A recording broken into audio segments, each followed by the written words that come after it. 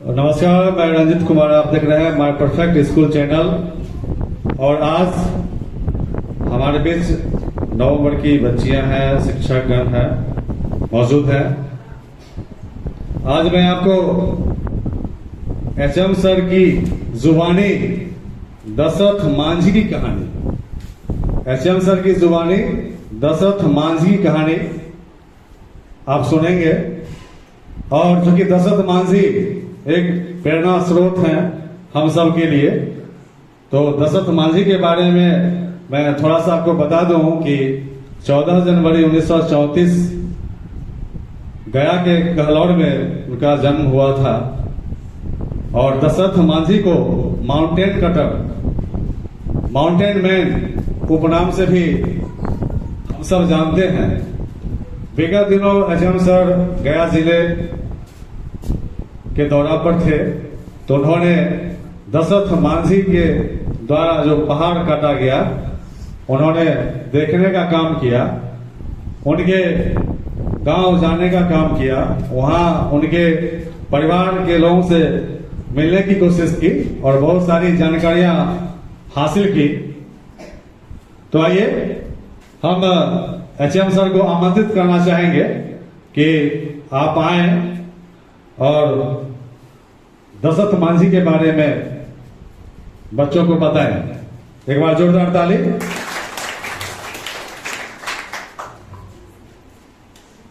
विगत दिनों मैं बोध गया राजगीर के दौरे पर सपरिवार गया था।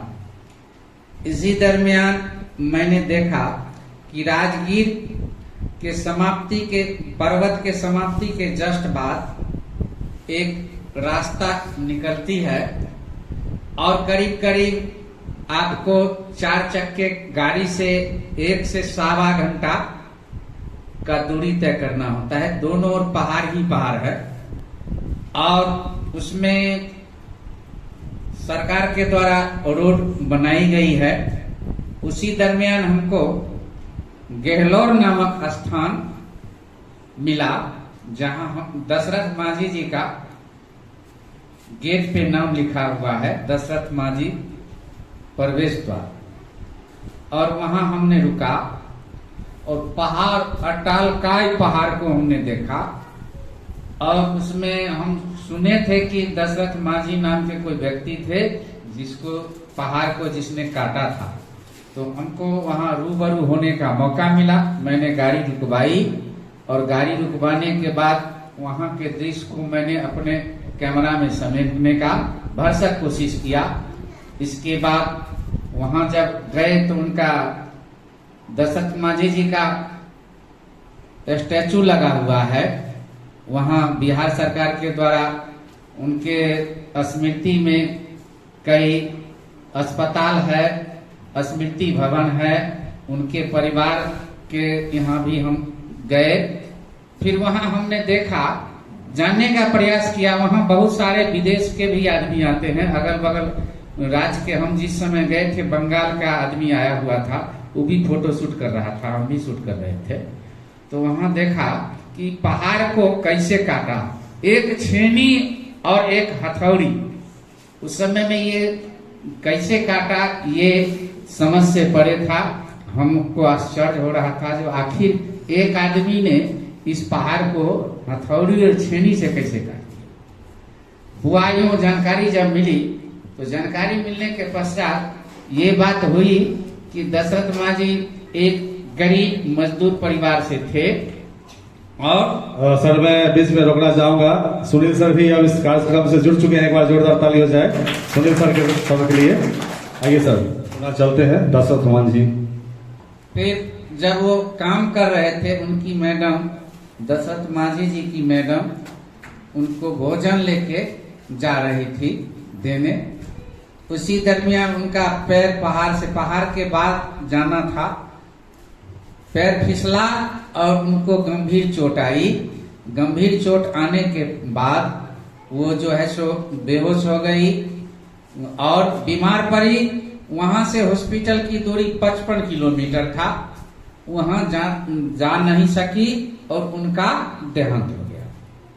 उसी दिन दशरथ मांझी ने ठाना कि हम जो है ऐसा करते हैं कि 55 किलोमीटर दूरी जो था तो इसको कम करते हैं, ताकि हमारी मैडम तो मरी ही गई, अब दूसरे हमारे समाज के लोग भी इसमें भाग ले और अपने सुविधा को समेटे।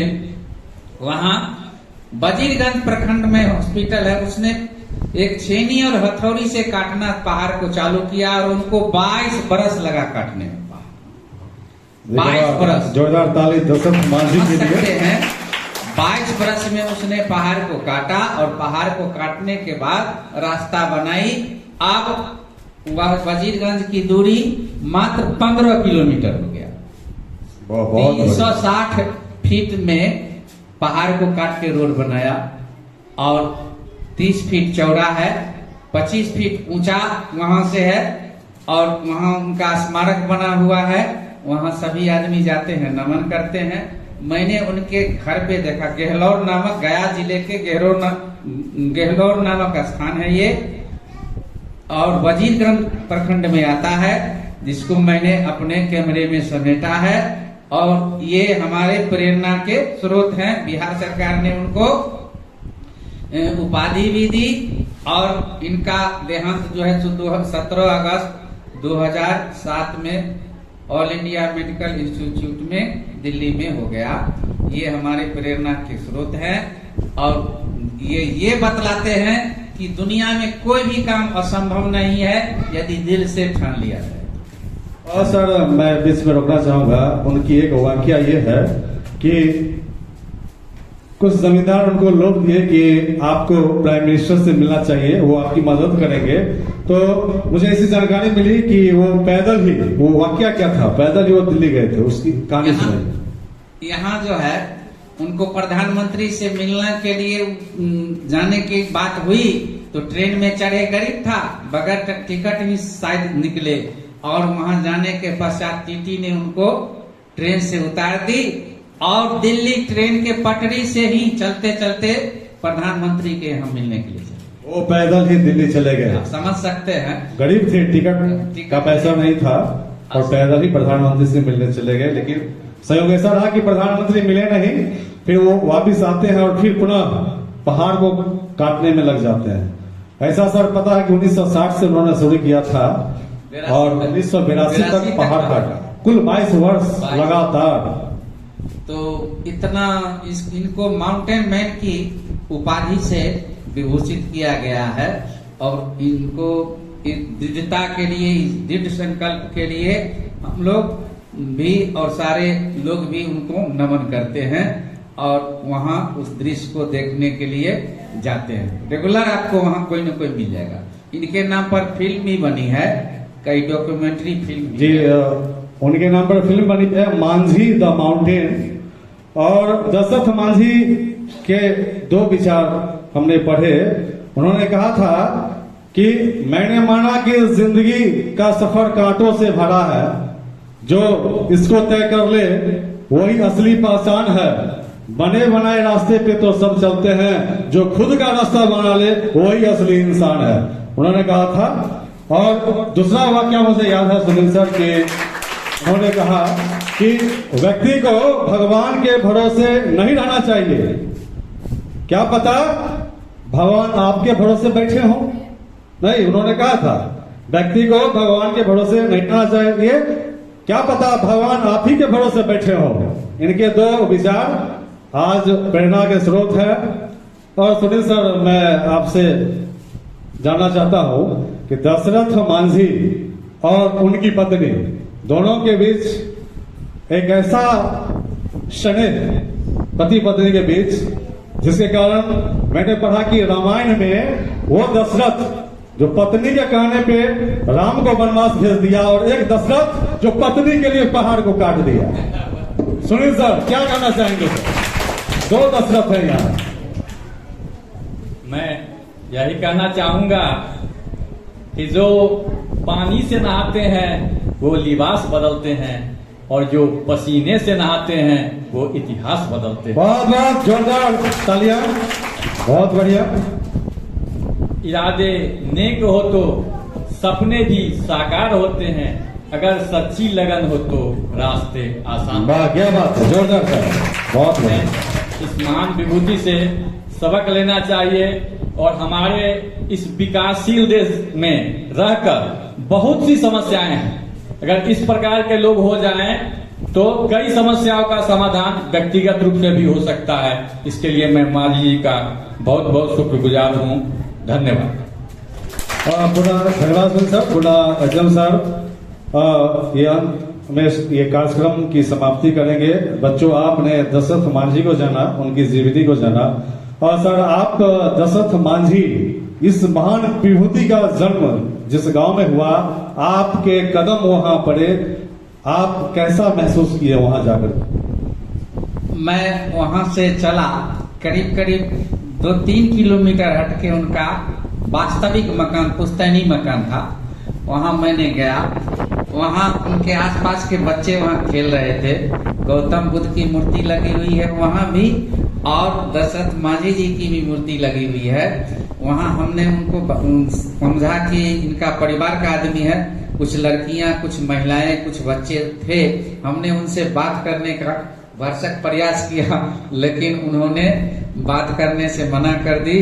और वहां जब ने देखा हमने कि वहां अभी भी गरीबी अवेलेबल है, मौजूद है, तो एक दशरथ मांझी के करने से नहीं होगा, वहां कई दशरथ मांझी को होना जरूरी है, और वे प्रेरणा के स्रोत हैं। उसमें अभी शुरुआत हुई है, हमको लगता है कि भविष्य में और ये बढ़ेगा। और इस महान विभूति के याद के लिए हमने वहाँ जो शब्दों में बयान नहीं कर सकते, जब हमने जो वहाँ फील किया, हमने जो वहाँ उनके करतूत को देखा, उनके कर्तव्य को देखा, तो हम सन्न रह गए। हम 2 छिट्टा माटी नहीं उठा सकते हैं, और उतना 360 फीट पहाड़ को काट के रास्ता बना देना। 22 बरस, 1 बरस का बच्चा 22 बरस का हो गया होगा, और 22 बरस का आदमी 44 बरस का। जी जी, इतना एक युग हुआ, मामूली चीज नहीं है। तो ये बहुत बहुत धन्यवाद अजम सर, सुनील सर, आपने बच्चों को दशरथ मांझी के बारे में बताया। और मैं आपको एक जानकारी दे दूं कि 360 फीट लंबा रास्ता, 30 फीट चौड़ा, 25 फीट ऊंचा, उस पहाड़ को निरंतर, लगातार, अनवरत वो व्यक्ति, वो महान विभूति, जान लीजिए कुछ बीच में उस गांव में अकाल पड़ गया, और अकाल के दौरान गांव के लोग वहां से निकल गए, फिर भी दशरथ मांझी डटे रहे, घास खा करके, गंदा पानी पी करके, वो लगातार उनका छेनी हथौड़ी चलता रहा। और उन्होंने ठान लिया कि जिस वजह से हमारी धर्म पत्नी का देहावसान हुआ, निधन हुआ, फिर कोई गांव की ऐसी महिला का ऐसा हर्ष न हो। उन्होंने गांव के लिए, अपने समाज के लिए उस आलीशान विशाल पहाड़ का सीना छलनी कर दिया छेनी और हथौड़ी से। तो मैं ये कहना चाहता हूं कि रामायण में एक ऐसा दशरथ जिसने पत्नी के लिए बेटे का वनवास किया, और एक ऐसा दशरथ जो पत्नी के लिए पहाड़ का सीना चीर दिया, ऐसे महान विभूति का हम लोग आज नमन करते हैं, उन्हें श्रद्धा सुमन अर्पित करते हैं।